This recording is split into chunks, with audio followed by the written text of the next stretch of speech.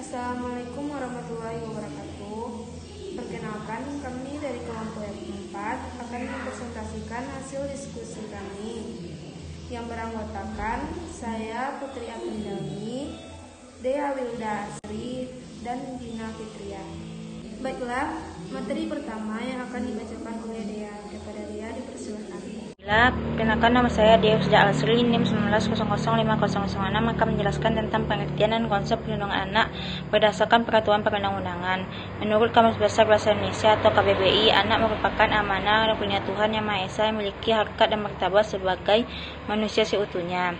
Konsep perlindungan anak terdiri dari beberapa aspek, diantaranya perlindungan terhadap hak anak asasi dan kebebasan anak, perlindungan anak dalam proses peradilan, perlindungan kesejahteraan anak dalam lingkungan keluarga, pendidikan dan lingkungan sosial, perlindungan anak dalam masalah penahanan dan perampasan perdagangan, perlindungan anak dari segala bentuk eksploitasi, perbudakan, perdagangan anak, pelacuran, pornografi, perdagangan, penyalahgunaan obat-obatan, perawatan anak dalam melakukan kesejahteraan dan sebagainya. Perlindungan hukum bagi anak punya spektrum cukup luas. Dari penjelasan tersebut dapat diketahui bahwa pembuat undang-undang, DPR, dan pemerintah memiliki politik hukum yang responsif terhadap perlindungan anak. Anak ditempatkan pada posisi yang mulia sebagai amanah Tuhan Yang Maha Esa yang memiliki peran strategis dalam menjamin kelangsungan eksistensi negara ini. Melalui Undang-Undang Nomor 23 Tahun 2002 tersebut, jaminan hak anak dilindungi, bahkan dibentuk Komisi Perlindungan Anak Indonesia atau KPAI, yaitu memiliki tanggung jawab untuk meningkatkan efektivitas perlindungan anak. Konstitusi Indonesia Undang-Undang 1945 sebagai norma hukum tertinggi telah menggariskan bahwa setiap anak berhak dan kelangsungan hidup, tumbuh dan berkembang, serta berhak atas perlindungan dari kekerasan dan diskriminasi. Dengan dicantumkan hak anak tersebut dalam batang tubuh konstitusi, maka bisa diartikan bahwa kedudukan dan perlindungan hak asasi anak merupakan hal penting yang harus dijabarkan lebih lanjut dan dijalankan dalam kenyataan sehari-hari. Di dalam Undang-Undang Nomor 39 Tahun 1999 tentang hak asasi manusia dirumuskan 15 pasal 52 sampai 56 yang khusus merumuskan hak-hak anak karena membentuk undang-undang menyadari bahwa anak merupakan kelompok yang rentan terhadap pelanggaran HAM. Yang pertama yaitu pentingnya visi anak bagi bangsa ini. Yang kedua yaitu Undang-Undang Nomor 4 Tahun 1979 tentang kesejahteraan anak mendefinisikan anak berusia 21 tahun dan belum pernah kawin. Yang ketiga Undang-Undang Nomor 3 Tahun 1997 tentang pengadilan anak. Yang keempat yaitu Undang-Undang Nomor 39 Tahun 1999 tentang hak asasi manusia. Yang kelima yaitu Undang-Undang Nomor 13 Tahun 2003 tentang ketatanegaraan membolehkan usia bekerja 15 tahun. Yang keenam yaitu Undang-Undang Nomor 20 Tahun 2003 tentang Sistem Pendidikan Nasional. Yang ketujuh Undang-Undang Nomor 11 Tahun 2012 tentang Sistem Peradilan Pidana Anak atau SPPA. Yang kedelapan yaitu secara hukum adat menyebutkan bahwa hukum adat tidak ada menentukan siapa yang dikatakan anak. Baiklah, itulah materi yang dapat saya sampaikan. Baiklah, saya akan melanjutkan materi selanjutnya tentang prinsip-prinsip terkait perlindungan anak. Di dalam Undang-Undang Nomor 11 Tahun 2012 tentang Sistem Peradilan Pidana Anak SPPA ada beberapa prinsip atau azas, diantaranya sebagai berikut. Yang pertama, perlindungan.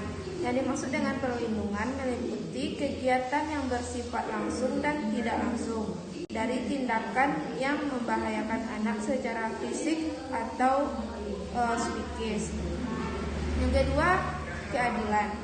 Yang dimaksud dengan keadilan adalah bahwa setiap penyelesaian perkara anak harus mencerminkan rasa keadilan bagi anak.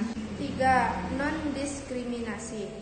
Yang dimaksud dengan non-diskriminasi adalah tidak adanya perlakuan yang berbeda didasarkan pada suku, agama, ras, golongan, jenis kelamin, etnik, budaya, dan bahasa, status hukum anak, urutan kelahiran, serta kondisi fisik atau mental.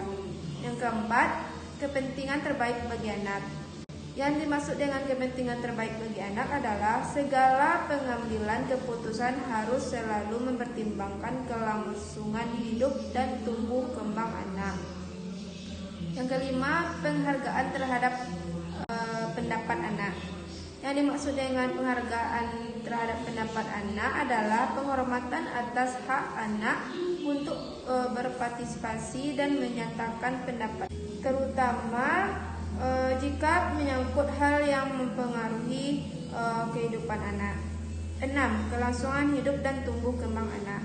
Yang dimaksud dengan kelangsungan hidup dan tumbuh kembang anak adalah hak asasi yang paling mendasar bagi anak, yang dilindungi oleh negara, pemerintah, masyarakat, keluarga, dan orang tua. 7. Pembinaan dan pembimbingan anak.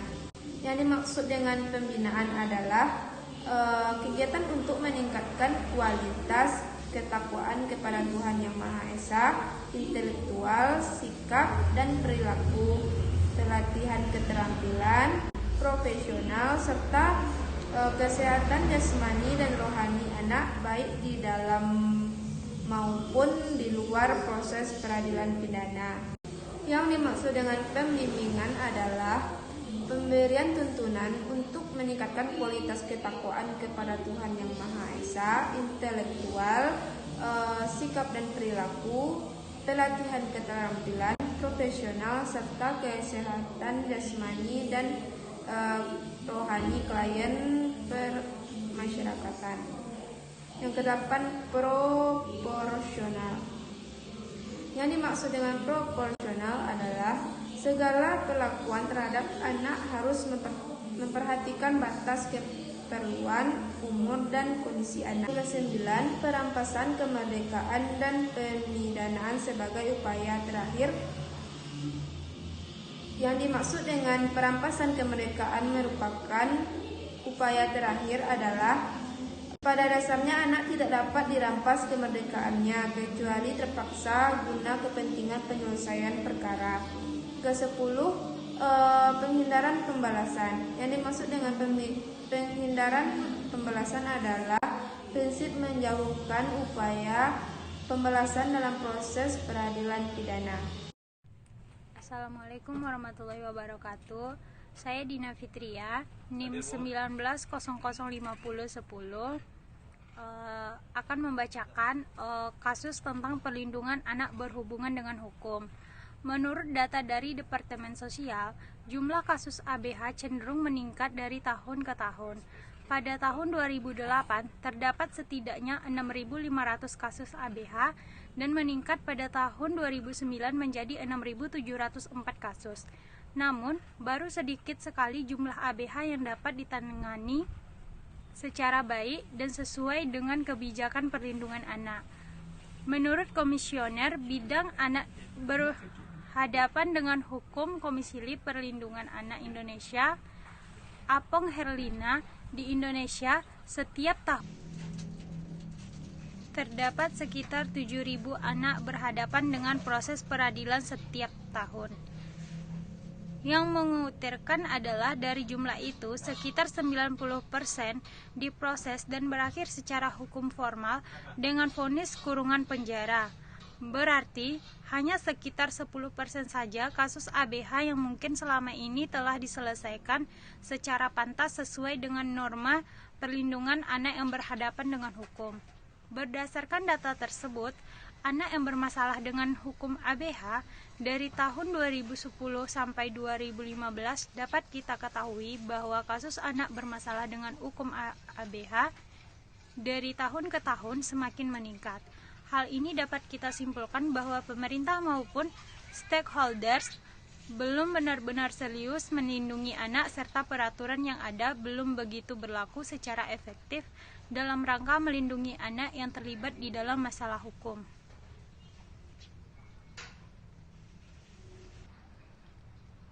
Data dari KPAI dan Komnas PA di atas menunjukkan masih sangat besarnya kecenderungan penanganan kasus ABH kepada proses hukum formal hingga ke persidangan dan vonis pidana, sebagaimana perlakuan pada kasus pelanggaran hukum pada orang dewasa.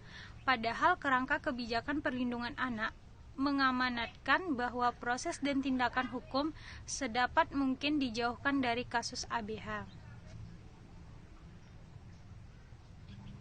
Ada dua kategori perilaku anak yang membuat ia harus berhadapan dengan hukum, yaitu yang pertama, status offense adalah perilaku kenakalan anak yang apabila dilakukan oleh orang dewasa tidak dianggap sebagai kejahatan, seperti tidak menurut, membolos sekolah, atau kabur dari rumah.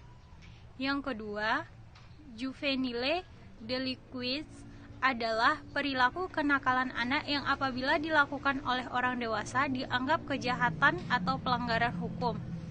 Namun sebenarnya terlalu ekstrim apabila tindak pidana yang dilakukan oleh anak-anak disebut dengan kejahatan. Karena pada dasarnya anak-anak memiliki kondisi kejiwaan yang labil.